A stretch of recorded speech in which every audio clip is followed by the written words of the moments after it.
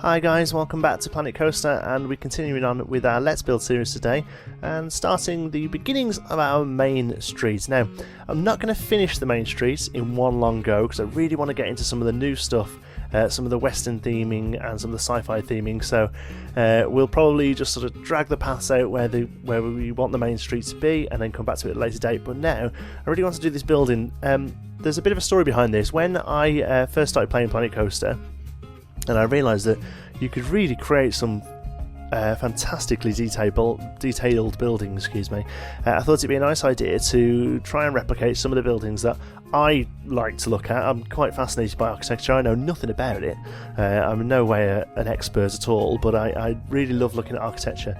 And I wasn't able to play in the alpha very much, apart from the Party in the Park weekends, because I didn't get the early bird.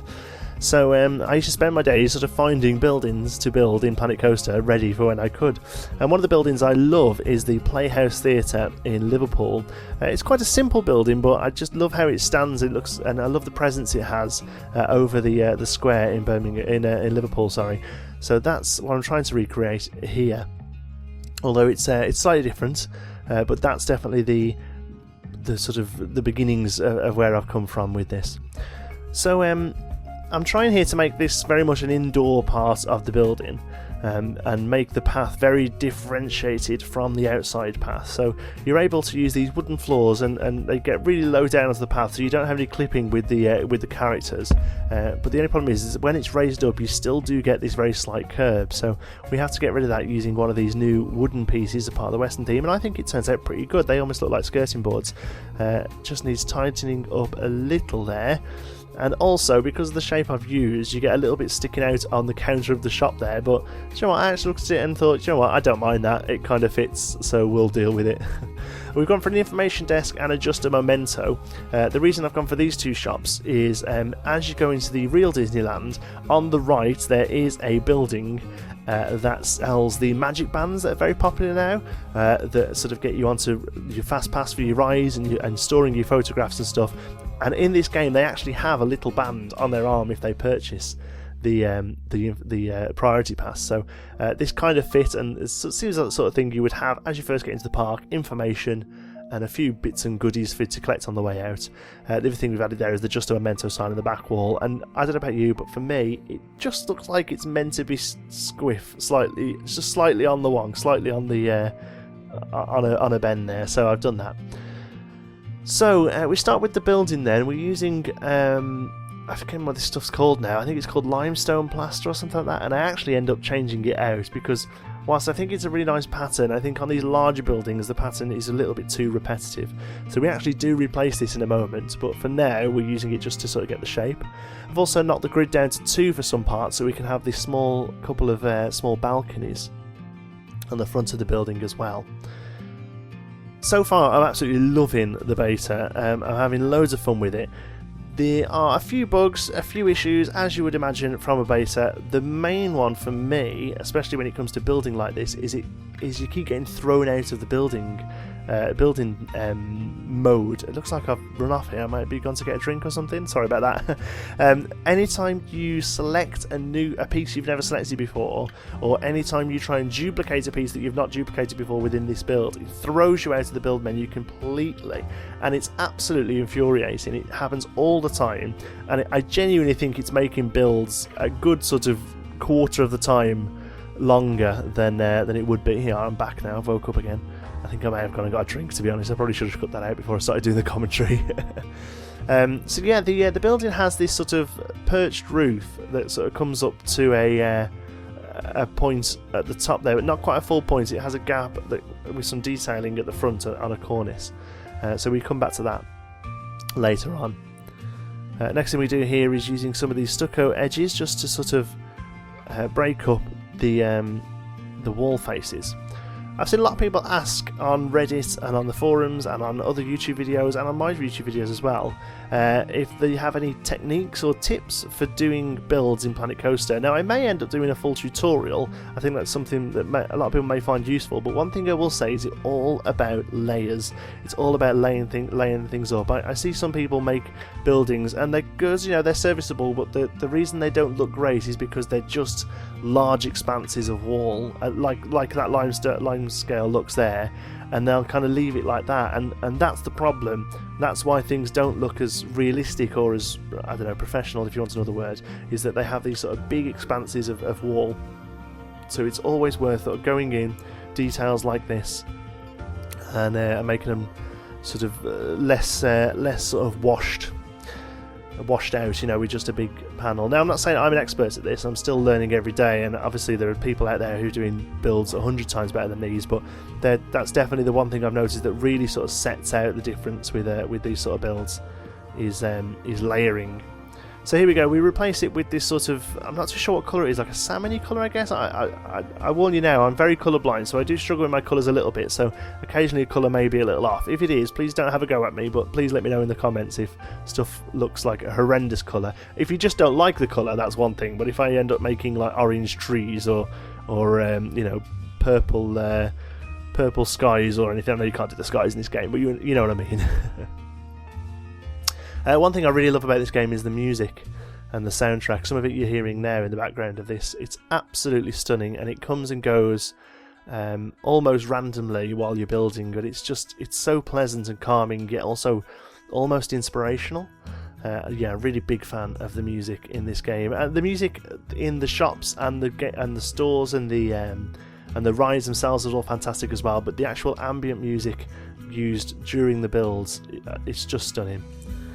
I had a little look around there because it had told me that my staff had quit, and I didn't realise we'd got any staff, and what it is actually the 2 staff members in the shops actually count as entities that you have to look after and train. I've got a feeling that's going to get very old very quick when it starts to get a bigger park, but apparently they weren't happy because of their money, and I think they don't get happy when there's nobody to serve, and the park's actually closed at the moment, so I guess there's not. So really, if they're going to get depressed about not serving people, that's fine, but they should know the park is closed and not have an issue with it then, I think. Anyway, we reopen the shops and rehire them, and we give them huge salaries because this is sandbox mode, so it doesn't really matter about money. So I think the entertainer down the front there gets about $1,000 a month. Here we're using a bit of cornice just to edge off the tops here. I actually don't like this bit. I went back and took this off in the end and instead just had it around the rim instead, and I think that looks okay. Just sort of finishes off that top area. The building doesn't get completely finished around the back, and I've done that for one or two reasons. One is it's going to go on the workshop, and I think I like to give people the option of decorating the backs if they want to a bit more. Here we probably will have to because the train's going to go pretty much past it. Normally I would probably just do like a big white back with some modern doors and rubbish bins and things like that, make it look quite realistic, but you know, if this was an actual park, they would be very aware of the train coming around the back, and so it needs to look good from the rear as well.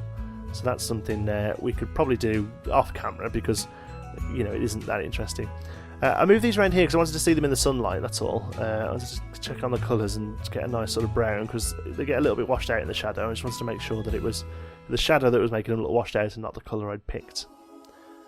Some more windows. I love the new Western windows. They come as part of the Western theme, but I actually find they're relatively generic and could very probably be used in modern builds as well. There was a great picture that they shared in the run-up to beta when they declared all the new shops, when they announced all the new shops, that looked very much like a backlot type thing, like a Universal Studios style.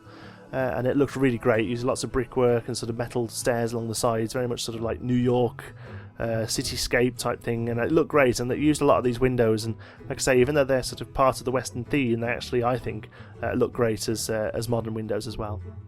I actually think I'd go in and change... Oh no, I just sort of moved them around a little. They are dark. In the actual building, the bottom floor uses lots of dark wood, so it's dark windows and dark doors, but then the ones higher up use a lighter wood. So yeah, I placed those in there, and I'm going to put a statue in the middle as well, like it does in real life. And for the most part, occasionally you'll see just random objects It's not that I'm thinking of putting them in the build, it's just that I've not seen them before, and I get a bit excited when there's new stuff and just have a little play with it wherever I am. So that's why occasionally you'll see me try and put a bench on the roof or something. It's not because I'm actually putting it there, it's just because I've not seen that bench and I want to have a good look at it and see what it looks like. So I think I actually change this window out here and make it a bit more suitable to the building. So here it's the style of the bottom ones there with that sort of peaked top, but with in a lighter colour so it matches the actual build. And then a little bit of cornice here just to sort of cap off the doors. It's all just sort of breaking up large spaces really is the main key point. And then we'll use the balcony pieces there. This is a new piece from the Western theme. It comes as a really nice dark wood that would look really good on like the roof of a saloon or something. But here I've just sort of made it a white colour to match the rest of the build. And we end up going up much later on to cap off the corners of that build as well.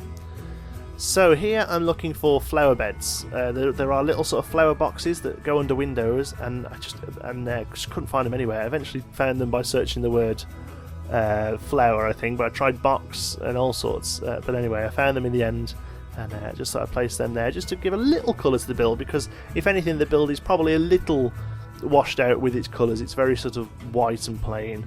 So the flowers are a great way of getting some colour, well-needed colour, into the building, and we have some there by the stairs.